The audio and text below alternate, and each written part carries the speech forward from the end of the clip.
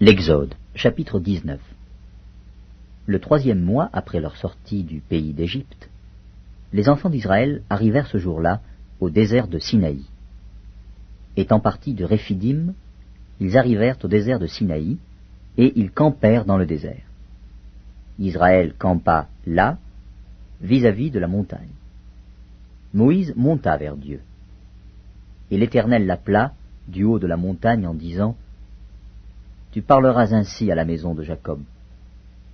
Et tu diras aux enfants d'Israël: Vous avez vu ce que j'ai fait à l'Égypte, et comment je vous ai porté sur des ailes d'aigle, et amené vers moi.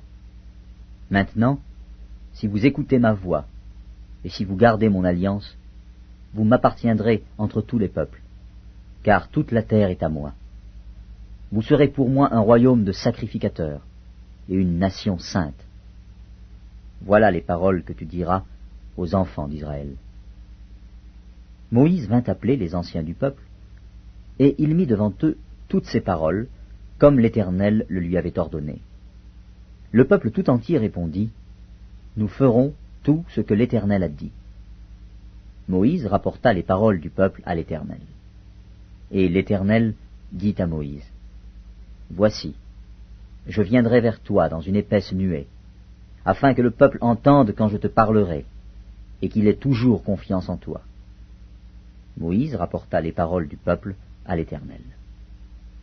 Et l'Éternel dit à Moïse: Va vers le peuple, sanctifie-les aujourd'hui et demain, qu'ils lavent leurs vêtements, qu'ils soient prêts pour le 3e jour. Car le 3e jour, l'Éternel descendra aux yeux de tout le peuple sur la montagne de Sinaï. Tu fixeras au peuple des limites tout alentour, et tu diras: Gardez-vous de monter sur la montagne, ou d'en toucher le bord.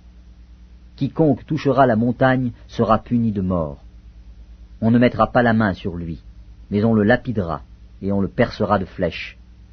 Animal ou homme, il ne vivra point. Quand la trompette sonnera, ils s'avanceront près de la montagne. Moïse descendit de la montagne vers le peuple, il sanctifia le peuple, et ils lavèrent leurs vêtements. Et il dit au peuple: Soyez prêts dans 3 jours, ne vous approchez d'aucune femme. Le 3e jour, au matin, il y eut des tonnerres, des éclairs, et une épaisse nuée sur la montagne. Le son de la trompette retentit fortement, et tout le peuple qui était dans le camp fut saisi d'épouvante. Moïse fit sortir le peuple du camp, à la rencontre de Dieu, et ils se placèrent au bas de la montagne. La montagne de Sinaï était toute en fumée, parce que l'Éternel y était descendu au milieu du feu. Cette fumée s'élevait comme la fumée d'une fournaise, et toute la montagne tremblait avec violence. Le son de la trompette retentissait de plus en plus fortement. Moïse parlait, et Dieu lui répondait à haute voix. Ainsi, l'Éternel descendit sur la montagne de Sinaï, sur le sommet de la montagne. L'Éternel appela Moïse sur le sommet de la montagne, et Moïse monta.